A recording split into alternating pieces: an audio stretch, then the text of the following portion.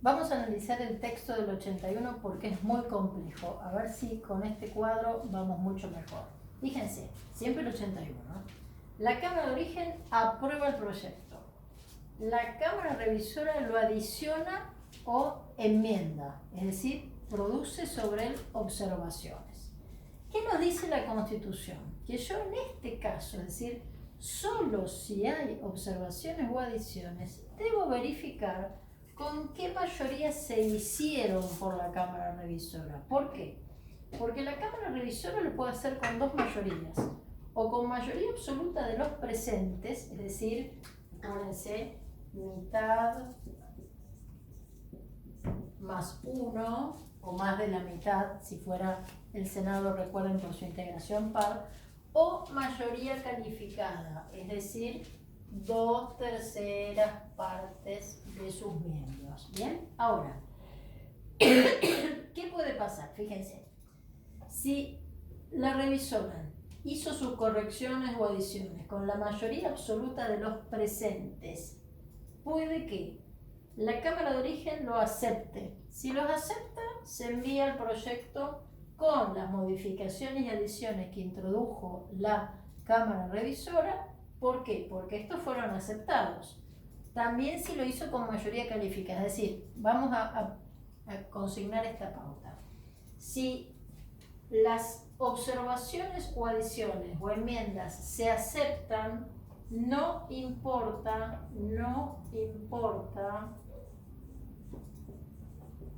qué mayoría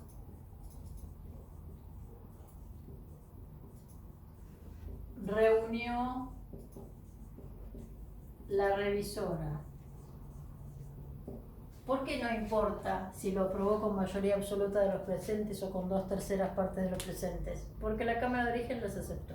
Entonces, en uno o en otro caso, fíjense que el proyecto va al Poder Ejecutivo para que continúe su trámite, ¿sí? No importa acá considerar las mayorías. ¿El asunto cuál es? Si no las acepta.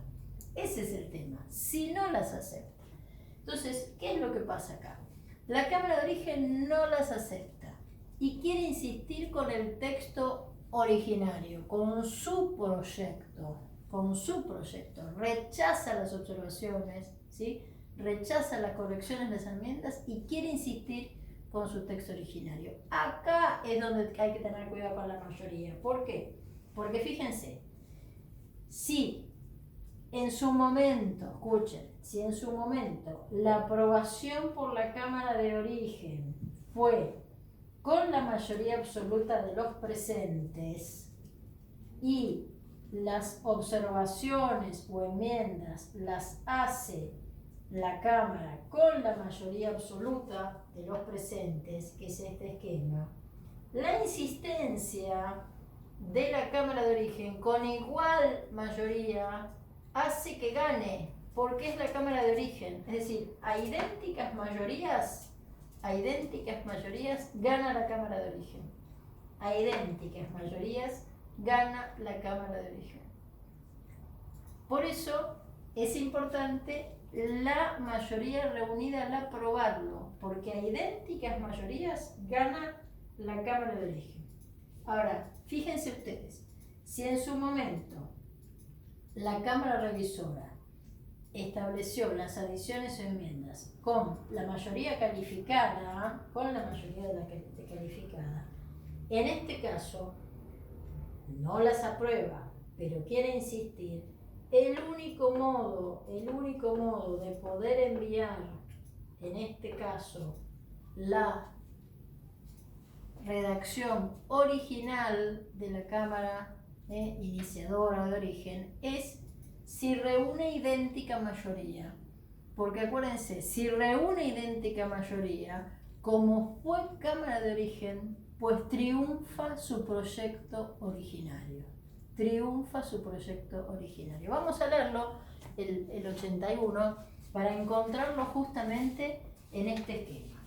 Fíjense, a mitad, ¿no? Dice, si el proyecto fuera objeto de adiciones o correcciones por la Cámara Revisora, debería indicarse el resultado de la votación a fin de establecer si tales adiciones o correcciones fueron realizadas por mayoría absoluta de los presentes o por las 2/3 partes de los presentes. Acuérdense, mayoría absoluta o 2/3 partes de los presentes, y siempre por supuesto hay que tener en cuenta que estamos hablando de la mayoría tradicional, con la cual se aprueba un proyecto de ley, salvo disposición en contrario que la propia Constitución consigne en materia de quórum necesario, ¿no? Sabemos que hay un montón de proyectos que deben aprobarse con otras mayorías. Entonces, atención con esto. Dice, la Cámara de Origen